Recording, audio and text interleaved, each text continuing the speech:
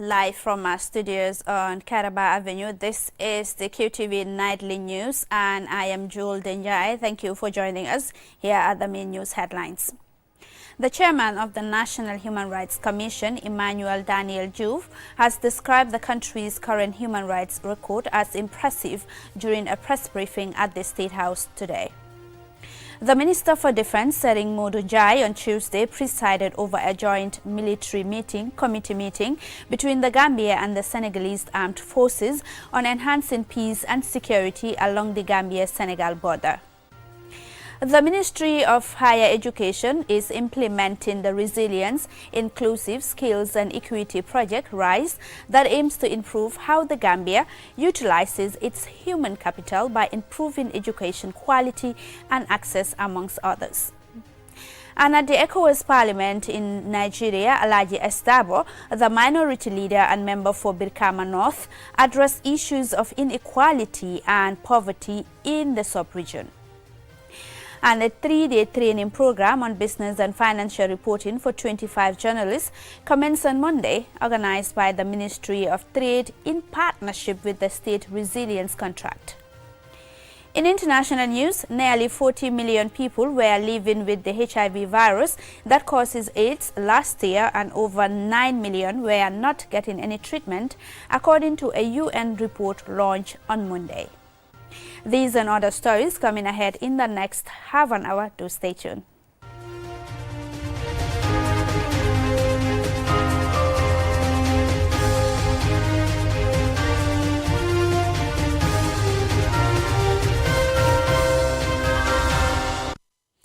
Thank you very much for joining us, and now let us look at the news in detail. The chairman of the National Human Rights Commission, Emmanuel Daniel Diouf, has described the country's current human rights record as impressive. He was speaking to the press briefing at the State House on Tuesday following a meeting with President Adama Barrow. And Sumana Isonyasi was there, and he now reports.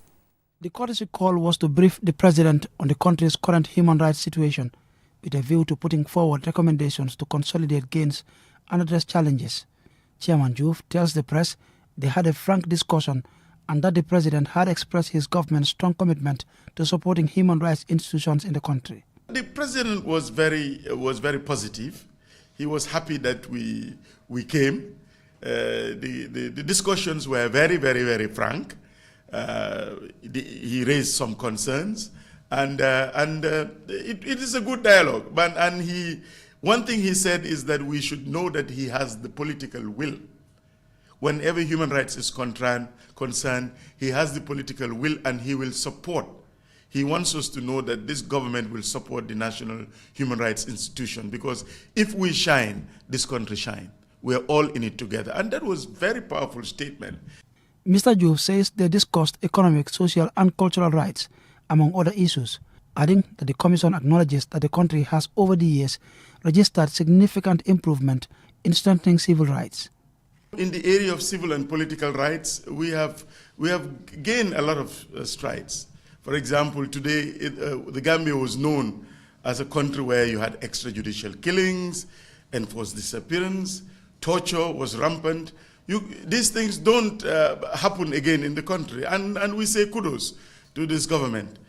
The Commission chairman expresses concern with what he says is an increase in hate speech, especially online. The state of human rights in the country, it's good, but as I always say, human rights is work in progress. There is much that can be improved, but if you were comparing to the Gambia where we were before, some years ago, really we have really achieved a great success in the area of human rights. But as I said, we can improve. Established by an act of the National Assembly, the National Human Rights Commission, the first of its kind in the country, is mandated to promote and protect human rights, boost human rights standards, and nurture a culture of respect for rights and freedoms guaranteed by the rule of law. Ansmane Sonyasi for QTV News. Well, that's a good news there. Now, the Minister for Defence, Sering Modunjai, on Tuesday presided over a joint military committee meeting between the Gambia and Senegalese armed forces on enhancing peace and security along the Gambia and Senegal border. Lolly M. Kamara covered the opening and she filed in this report. High-level convergence aims to strengthen cooperation, communication and relationship between the two military forces, ultimately contributing to a stronger and more secure borders. Over the next 2 days, they will be discussing how to conduct joint military operations in the Gambia and Senegal, maritime and land border issues, which are crucial for maintaining peace and stability in the region. Here is Major General Usman Gomez of the Gambia Armed Forces. The committee expressed their commitment to implement the instruction of the high political authorities of Senegal and the Gambia. At the political and strategic level, the committee took cognizance of the need for stability between the two countries, sharing the same culture and values. Also to reaffirm its commitment in line with the agreement on defense and security cooperation among the two countries. Major General Fulgens Noor, Deputy CDS of Senegal Armed Forces, and Lamine Kambay, Deputy Head of Mission at the Senegalese High Commission in the Gambia, both speaking through a translator, reiterated the importance of the meeting. They called for more collaborative efforts for the realization of their objectives. The Minister of Defense, Sering Modunjai, says the meeting will create a platform for the two armed forces to put heads together and come up with a roadmap for the implementation of the defense and military agreement already signed between the two countries. He also adds that the forum is expected to come up with a framework for renewed security cooperation and partnership that is capable of dealing with security threats and preventing criminals from using the Senegambia region as a safe haven. Numerous bilateral agreements and memoranda have been signed on various sectors of our economy. But on the defense and security sector, notably, the agreement on defense and security cooperation between the Republic of the Gambia and the Republic of Senegal, which was signed in March 2017.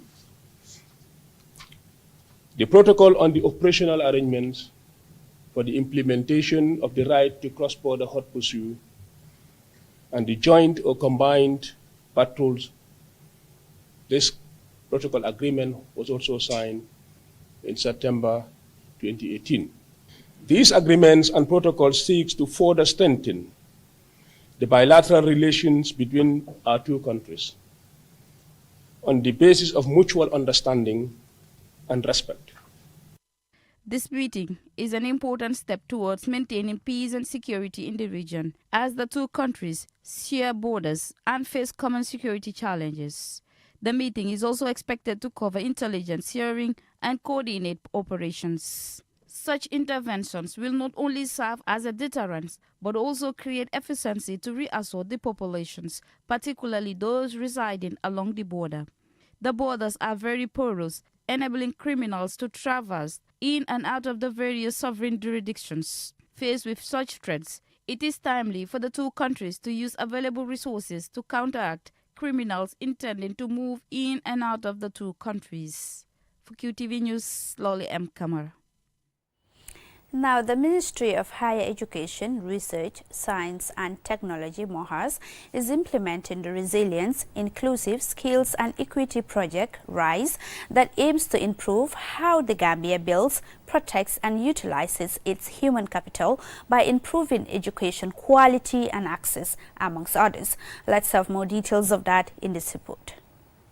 This year, the World Bank Board of Executive Directors approved a $92.71 million financing for the Gambia Resilience, Inclusive, Skills and Equity Project RISE, with $80.45 million from the International Development Association, including a $20 million from the Crisis Response Window Early Response Financing and an additional $12.26 million in co-financing from the Global Partnership for Education. Specifically, it focuses on boosting foundational learning in early childhood education through grade 4, expanding access to technical and vocational education and training (TVET), aligned with labor market demands, and enhancing income-generating opportunities for the poor and food insecure. Dr. Yusufa Toure, Permanent Secretary at MOHAS, says women form the majority of the population, but there exists serious disparity in Gambia's higher education sector. You look at the representation at the level of basic and secondary, especially at the secondary level. They are slightly, above the male gender. The question is, where are they? When they leave that space, where do they go to? So the ministry together with the World Bank have this feeling that we need to look into this, because if we have to have development, we should have the voice of our majority as well as our minority. Emile Saad, the consultant for the project, highlights the need to address the imbalances in all sectors. Despite some positive indicators, gender disparities persist in leadership and trust positions. Predominantly, males hold roles such as legislators, senior officials, and managers, representing 66.2% of such positions.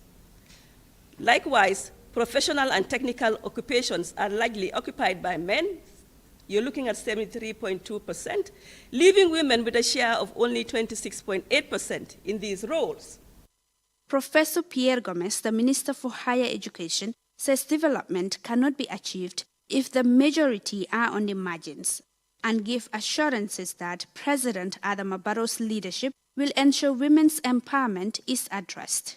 You will not be able to fix those gender gaps at political level, even at party politics, at National Assembly, within the government structures, and even in our neighborhood, in our small societies. And so you will never fix that if you do not fix it at education level.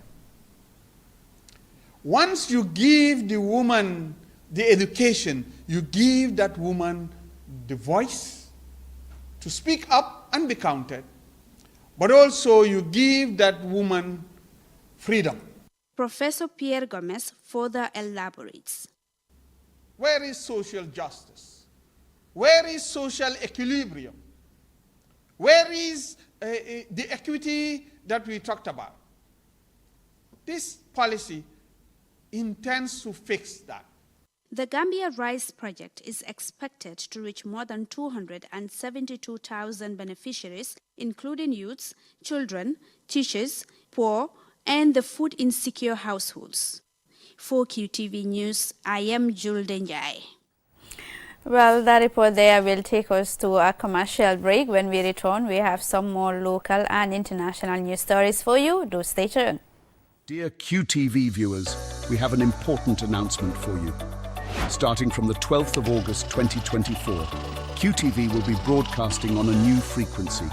To continue enjoying your favorite shows, please make sure to update your satellite settings to our new frequency before the 12th of August 2024. QTV's new frequency is Eutelsat 7A, 7E, transponder 12686H3 0000. With this change, we aim to bring you an even better viewing experience with clearer picture and sound. We apologize for any inconvenience this may cause and thank you for your understanding. Stay tuned to QTV, where your favorite programs just keep getting better. QTV, a new era in broadcasting. Place where your kids would partake in out-of-box learning, physical stimulating activities, fun and socially interactive games? Well then, the only place to take your children is the Q-City Kids Summer Camp 2024. It's a 6-week camp with interesting activities such as outdoor adventures, health and fitness, arts and craft, sports spectacular, water fun and safety, cooking lessons and dancing lessons. Prices: daily $200 only, weekly $900, full package $5,000. Daily snacks and lunch packages $350 only. Q City Leisure Complex is situated at Bigelow Turntable. Contact our front desk at 3372-489 or 50-62713. Q City Kids Summer Camp 2024, the only place to bring your kids.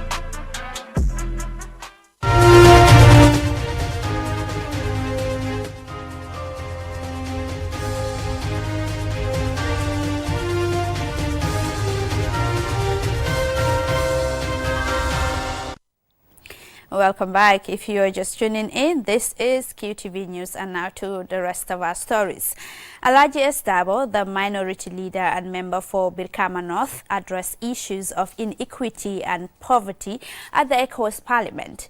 In his address, Honorable Dabo emphasized the urgent need to tackle systemic poverty and inequality in the sub-region. Aliou Cisse reports from Abuja. Honorable Alhaji S. Dabo's comments followed a presentation by the UNDP to the ECOWAS parliamentarians who are currently meeting in Abuja for the Parliament's 2024 First Ordinary Session on poverty challenges in West Africa. The presentation highlighted that poverty remains a significant challenge in West Africa, affecting millions of people and hindering the region's development. Despite some progress in recent years, a large portion of the population continues to live below the poverty line, lacking access to basic necessities such as food, clean water, healthcare, and education. We cannot be provided with the same thing. Now, what should be advocated for is the issue of equity. Yes, we are all the same level. We cannot be equal. However, there should be recognition and to acknowledge and make adjustment to the imbalances. This is where we are not working towards, and this is where the weaknesses are. According to a World Bank 2020 report, approximately 41% of the population in sub-Saharan Africa, which includes West Africa, live on less than $2 a day.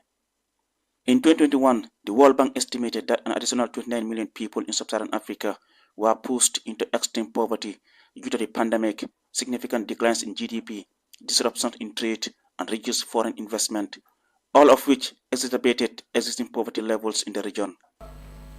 We may be poor in terms of innovation. We may be poor in terms of production, lacking the capacity to produce. Above all, we may be poor in terms of management. If this can reduce us to be poor, yes, under connotation, we can take it. But in the contrary, we are not poor. How do we make adjustment in those weaknesses? This is where we need to look into and work towards. Shifting attention to the national level, he said that the recent protests in the Gambia by young people could be related to the judicial officials' bill, but it could as well be related to matters beyond that. If you look deep into it, it went beyond that. The protest could mean the disparity between the low-income earners and the low and the high-income earners. The imbalances that we are talking about. The protest could mean that, even though the two bills were the ones that were used, the basis, according to their demands, you can reduce it to that. The UDP lawmaker and a member of Gambia's delegation to the ECOWAS Parliament called for collaborative efforts among member states to implement policies that promote equitable distribution of resources and economic opportunities. Reporting for QTV News from Abuja, Nigeria, I am Aliou Cisse. Now, a 3-day training program on business and financial reporting for 25 journalists commenced on Monday, organized by the Ministry of Trade, Industry, Regional Integration and Employment in partnership with the State Resilience Contract. Lolly M. Kamara tells us more. With funding from the European Union, this training program will equip journalists and media practitioners with the skills and knowledge to accurately report on financial and business matters. This is especially important in a developing country like the Gambia, where economic growth and stability are crucial for the well-being of its citizens. Dr. Panis Panodia, technical advisor for the Ministry of Trade, recognizes the need and importance of the training. Citizens rely on the press to break down financial concepts, provide clear analysis, and hold businesses and policymakers accountable. The Gambia is at a pivotal point in its economic development, and the role of the media in reporting on these developments is more critical than ever. The European Union plays a crucial role in supporting the economic growth and development of the Gambia. Through various programs and initiatives, the EU provides financial aid, technical assistance and trade opportunities to help boost the country's economy. Ms. Lumana Kamasi, the European Union representative to the Gambia, while assuring of the EU's continuous support to the Gambia, points out that the Union also recognizes that a free and capable press is not just a pillar of democracy, but also a driving force for sustainable economic process. At the EU, we recognize that a dynamic press can stimulate economic growth by creating a culture of innovation and continuous improvement. This dissemination of ideas and knowledge accelerates technological adoption and business development, driving the economy forward. Babukar Ojuf, the Minister of Trade, Industry, Regional Integration and Employment, recalled that at the National Business Council meeting held on 10 February 2024, President Barrow made 5 commitments, which he advised will drive the business environment and private sector development agenda into the future. These include easing procedures for starting and running a business, reviewing, reducing and rationalizing business operating costs, such as taxes, and investing in infrastructure development, particularly trade facilitation infrastructure. To achieve those objectives, we recognize the importance of a well-informed public that is equipped with accurate information about economic developments and trends. Your reports and stories have the potential to shape public opinion, also influence policy decisions, and promote transparency in government. By improving the quality of financial reporting, the training program hopes to promote transparency and accountability, which are essential for a thriving economy.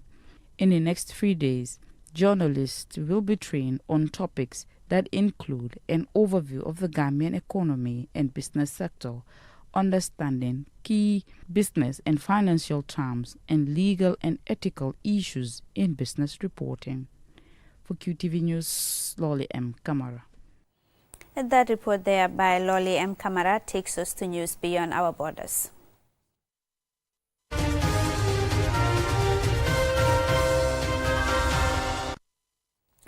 Now, nearly 40 million people were living with the HIV virus that causes AIDS last year, and over 9 million were not getting any treatment, according to a UN report launched on Monday.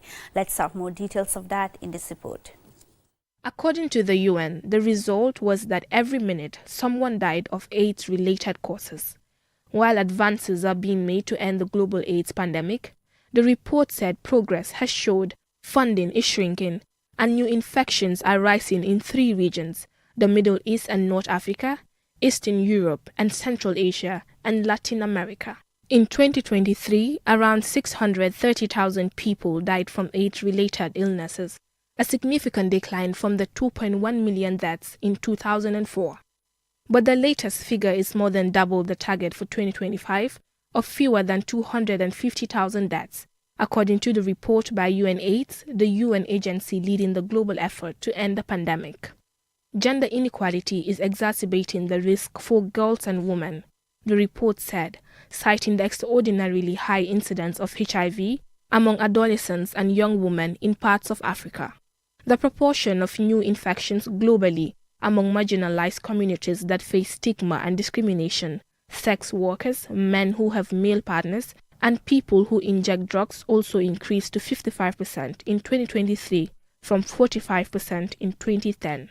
UNAIDS Executive Director Winnie Byanyima said the pledge by world leaders to end the AIDS pandemic as a public health threat by 2030 can only be achieved if they ensure that the HIV response has the resources it needs and that the human rights of everyone are protected. As part of that pledge, leaders vowed to reduce annual new HIV infections to below 370,000 by 2025. But the report said in 2023, new infections were more than 3 times higher at 1.3 million. Last year, among the 39.9 million people globally living with HIV, 86% knew they were infected. 77% were accessing treatment, and for 72%, the virus was suppressed, the report said. Cesar Nunes, director of the UNAIDS New York office, told a news conference there has been progress in HIV treatments. Injections that can stay in the body for 6 months, but the 2 doses cost $40,000 yearly, out of reach for all but the richest people with the virus. Nunes said there have also been 7 cases where people with HIV who were treated with leukemia emerged with no sign of the HIV virus in their system. He said injections and the 7 cases will be discussed at the 25th International AIDS Conference, which began Monday in Munich, Germany. At present, Nunes said, daily treatment with pills cost about $75 per person per year. It has allowed many countries to increase the number of people with HIV to receive treatment. He said UNAIDS will continue advocating for a vaccine to prevent AIDS. Reporting for QTV News, I'm Lena Igwanyiba. Well, that's an alarming report there. I am afraid that is all we got time for. But before we end, here is a recap of the headlines. The chairman of the National Human Rights Commission, Emmanuel Daniel Diouf, described the country's current human rights record as impressive during a press briefing at the State House today. The Minister for Defense, Siring Modou Njie, on Tuesday presided over a joint military committee meeting between the Gambia and Senegalese armed forces on enhancing peace and security along the Gambia-Senegal border. The Ministry of Higher Education is implementing the Resilience, Inclusive Skills and Equity Project RISE that aims to improve how the Gambia utilizes its human capital by improving education quality and access, amongst others. At the ECOWAS Parliament in Nigeria, Alhaji S. Dabo, the minority leader and the National Assembly member for Birkama North, addressed issues of inequity and poverty in the sub-region. A 3-day training program on business and financial reporting for 25 journalists commenced on Monday, organized by the Ministry of Trade in collaboration with the State Resilience Contract. In international news, nearly 40 million people were living with the HIV virus that causes AIDS last year, and over 9 million were not getting any treatment, according to a report by the UN launched on Monday. That's all we have for you in this edition of the Bulletin. Do join us at 10 p.m. for another Bulletin. Thanks for watching.